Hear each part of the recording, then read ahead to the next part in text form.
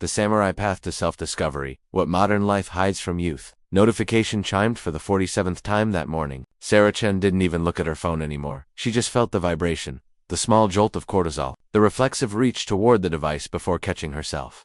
She was successful by every metric. Society provided VP of Marketing at 30, six-figure salary, luxury apartment, carefully curated Instagram with 12,000 followers. Her life looked perfect in squares and stories. But sitting in bumper-to-bumper traffic, staring at the brake lights ahead, she couldn't remember the last time she'd felt like herself. Actually herself, not the performance of herself. When had she become this stranger? The question was still echoing in her mind 3 weeks later when her therapist suggested something unusual. There's a retreat in the mountains. No phones, no internet, just silence and samurai philosophy. I know it sounds strange, but I think you need to disappear for a while. Disappear from what? From all the noise, so you can hear yourself again. The Monastery of Silence. The mountain monastery sat above the clouds, accessible only by a winding path that took 3 hours to climb. Sarah's designer sneakers were caked with mud by the time she reached the gates. Her carefully styled hair frizzed with humidity, her phone battery long dead in her backpack. She had never felt more stripped down. Master Akiyama greeted her with a bow. He was perhaps 70, perhaps 90 his age, impossible to determine, his presence somehow both gentle and immovable. "Welcome to the place where modern life cannot reach you," he said in clear English. "For the next 7 days, you will follow the samurai path to self-discovery. Not the Hollywood samurai, the real ones. The warriors who understood that the greatest enemy is not outside, but the false self you've built to survive in a world that does not want you to know who you really are." Sarah felt something crack open in her chest. "What if I don't know who I really am?" she asked quietly. "Good," Akiyama replied. "Then you are ready to begin." Day 1. The Mirror of Silence. The first practice was simple and unbearable. Silence. Not meditation with techniques. Not contemplative journaling. Not meaningful conversation. Just absolute silence for 24 hours. Modern life, Akiyama explained before the silence began, is designed to prevent every moment, from the second you wake until sleep finally takes you, is filled with inputs. News, notifications, music, podcasts, conversations, scrolling, streaming. You are never alone with your own mind. He looked at the small group assembled: Sarah and 7 others. All successful, all lost. This constant noise is not accidental. A person who knows themselves is very dangerous to a system built on selling you solutions to problems you don't have, identities you don't need, and lives you don't want. The samurai understood. Silence is the gateway to self-knowledge. In silence, the masks fall away. You will hate it. That hatred is the first truth. The silence began at sunset. By hour 3, Sarah was climbing walls. Her mind raced with thoughts: work projects, social media posts she was missing, conversations she should have had, emails piling up. She felt anxiety rising, the desperate need to check something, do something, be something. By hour 8, lying awake at 2 a.m., she realized she was terrified, not of external threats, but of the emptiness inside. When all the noise stopped, there was just nothing. A void where a self should be. By hour 16, something shifted. The frantic mental chatter began to slow. Beneath it, something else emerged: quiet awareness, an observing presence that had been drowned out by years of constant stimulation. By hour 24, when the silence lifted, Sarah understood the first teaching. She had been running from herself for so long that she'd forgotten what she was running from. The hidden truth: modern life is structured to keep you distracted from yourself. This is not a bug, it's a feature. Self-knowledge threatens consumption, threatens conformity, threatens control. The samurai knew, the first step to finding yourself is removing everything that prevents you from getting lost. Day 2, the practice of uselessness. Today, Akiyama announced, you will do something completely useless. He led them to a rock garden, hundreds of small stones arranged in patterns. You will move these stones, not to create beauty, not to meditate, not to accomplish anything, just to move them. When you finish, you will move them back. Then again. All day, Sarah stared. That's absurd. What's the point? Exactly, Akiyama smiled. The point is, there is no point. In your life, everything must have a purpose, a goal, a metric, a result. You cannot do anything just for its own sake. You have forgotten how to be, so you constantly do. This is not living, this is performing productivity until death. He demonstrated, moving stones with complete attention and no urgency. The samurai understood, before you can discover who you are, you must unlearn the addiction to achievement. You are not what you produce, but you have been trained to believe you are. Sarah began moving stones. At first, her mind protested violently. This was waste, inefficiency. She should be networking, strategizing, building, growing, optimizing. Then, around the 100th stone, something loosened. She noticed the weight of each stone, the texture, the particular shade of gray, the way her body moved, the sound of stone on stone, the afternoon light shifting across the garden. She was just there, present, not for any reason, not producing anything, not achieving anything. Just being.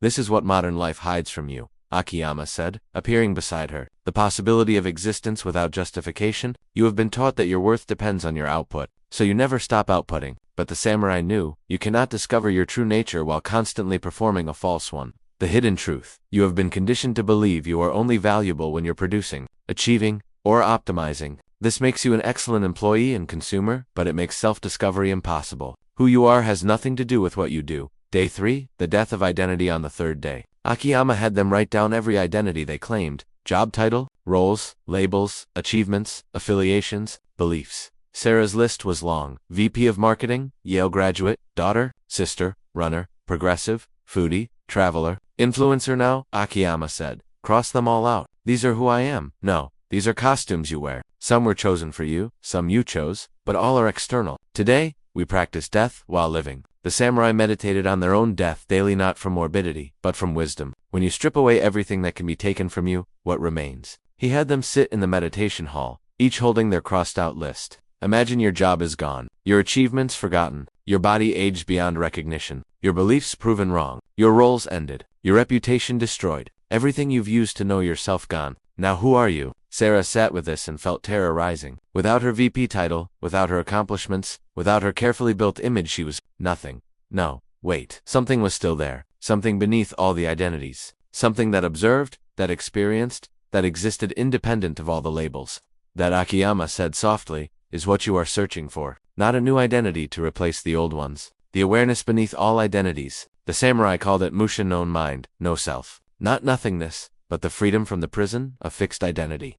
The hidden truth. Modern life constantly asks, what do you do? What are you? How do you identify? These questions seem to help you know yourself, but they actually trap you in fixed identities that prevent you from accessing your fluid, essential nature. You are not your job, your achievements, your roles, or your labels, but you've been trained to think you are, because people with fixed identities are easier to market to, categorize, and control. Day 4. The mirror practice. Today you meet your reflection, Akiyama said, leading them to a room lined with mirrors. Sarah expected some kind of body image lesson, but what Akiyama described was far more disturbing. You will sit here for 3 hours, looking at yourself, not judging, not fixing, not performing, just observing. Most people have never actually looked at themselves. They look at their image through the lens of how others might see them, constantly adjusting, performing, curating. Today, you will see yourself without audience. Sarah sat before the mirror and immediately wanted to adjust her hair, check her makeup, find a better angle. Stop, Akiyama said. No performing, just look.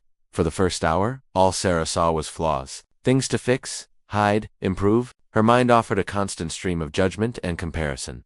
For the second hour, the judgments began to quiet. She started to actually see her face not as an object to be optimized, but as a living expression of a living being.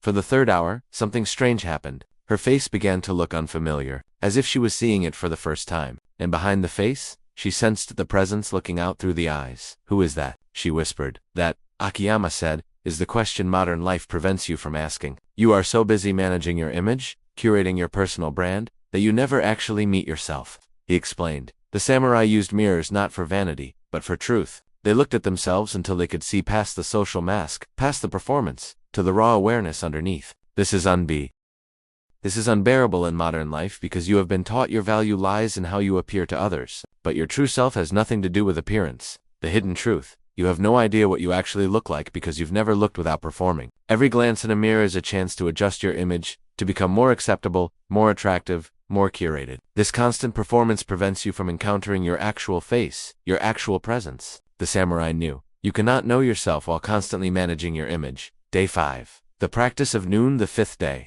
Akiyama gave them a disturbing assignment for today. Say no to every request, every expectation, every should. Discover what you actually want beneath the weight of obligation. Sarah's mind immediately protested. She couldn't just say no to everything that was selfish, irresponsible, antisocial. Exactly. Akiyama nodded. You have been so thoroughly trained to accommodate others' needs and expectations that you have no idea what you actually want. You think being a good person means constant self-sacrifice. This is a lie that keeps you controllable. Throughout the day, when someone asked for help, Sarah practiced saying no. When she felt she should do something, she stopped and asked, do I actually want this, or am I just conditioned to comply? The practice was agonizing. Guilt flooded her with each no. She felt selfish, bad, wrong. But beneath the guilt, something else emerged. a faint signal of authentic preference. Tiny wants she'd been ignoring for years, small truths she'd been suppressing to be acceptable. The samurai, Akiyama explained, had a saying, Shoshin beginner's mind. They approached each moment fresh, without the weight of conditioning. But you cannot have beginner's mind while carrying everyone else's expectations. Modern life trains you to be endlessly agreeable, endlessly accommodating, endlessly performing the role of good person. This makes you easy to exploit, but it makes self-discovery impossible. The hidden truth. You have been conditioned to believe that being a good person means constant accommodation of others' needs and expectations. This conditioning is deliberate. Agreeable people are easier to employ, easier to sell to, easier to control. But beneath your programmed agreeableness lies your actual preferences, desires, and boundaries. You will never discover them while constantly saying yes to everyone else. Day 6. The shadow walk today, Akiyama said, his voice grave. We meet what you hide from yourself. He led them deep into the forest to a cave. The samurai understood. You cannot know yourself while hiding from parts of yourself. Modern life encourages you to present only your best self, curated, filtered, optimized, but your shadow, the parts you judge, suppress, deny, holds immense truth. Inside the cave, in complete darkness, Akiyama had them confront what they hated most about themselves. For Sarah, it was her ambition. She'd spent years presenting herself as collaborative, team-focused, humble while secretly driven by cutthroat competitiveness she was ashamed of. Why do you hide this? Akiyama asked. Because it's ugly. Because ambitious women are called aggressive, ruthless, so you hide your truth to be acceptable. But what is the cost? Sarah sat with this and realized the cost was enormous. She channeled her ambition into socially acceptable forms, twisted it into shapes that wouldn't offend, exhausted herself pretending to be less driven than she was. The samurai did not hide their nature, Akiyama said. A warrior was a warrior, fierce, competitive, hungry for excellence. They did not apologize for this.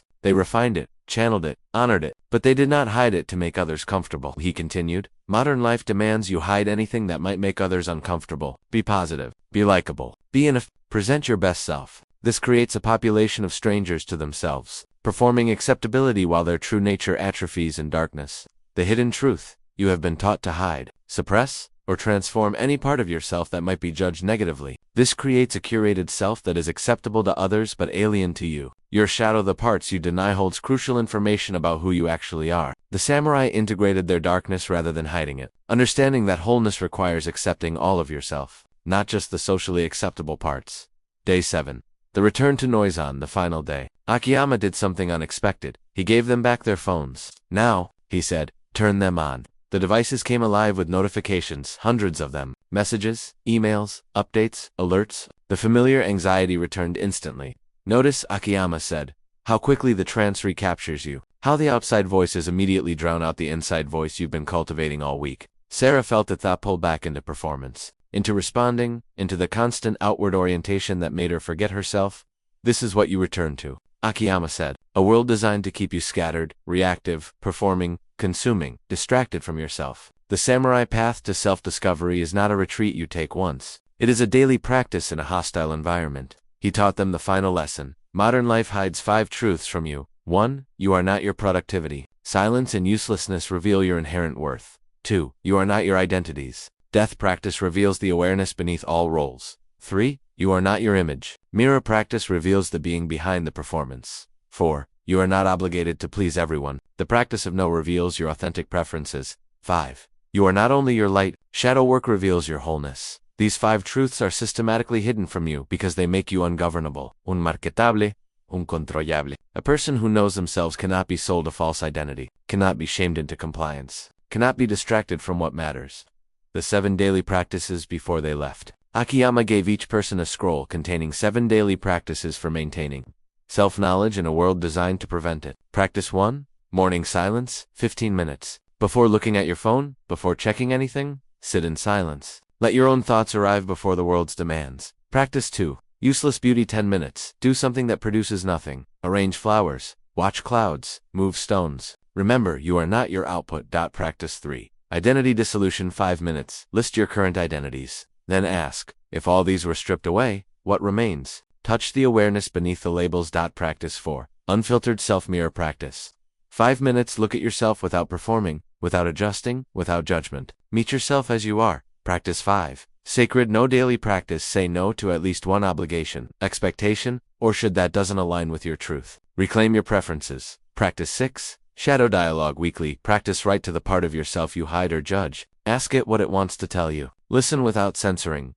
Practice 7. Technology Sabbath weekly, 1 day a week. No phone, no internet. Remember who you are without the constant input of other voices. These practices, Akiyama explained, are not self-improvement techniques. They are shields against a world that profits from your The samurai maintained their center in the chaos of war. You must maintain yours in the chaos of modern life.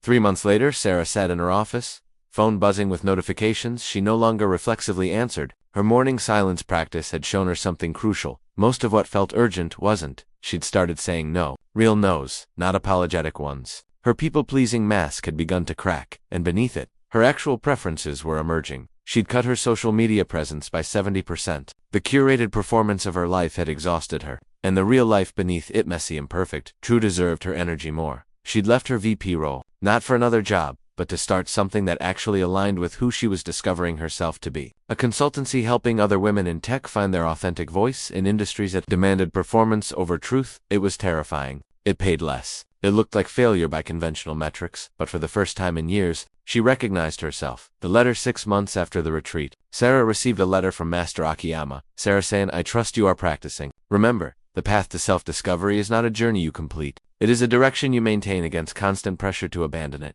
Modern life will try to recapture you daily. It will offer you new identities to perform, new achievements to chase, new images to curate, new obligations to accept, new parts of yourself to hide. The samurai path is not about rejecting modern life. It is about moving through it while remaining centered in yourself. Being in the world but not lost in it. You asked me, before leaving, if you would ever fully know yourself. I will tell you what I told the others. Self-knowledge is not a destination. It is the practice of continually removing what is false so the truth can emerge. You are not discovering a fixed self. You are uncovering a fluid awareness that has always been there. Beneath the performance, beneath the identities, beneath the noise.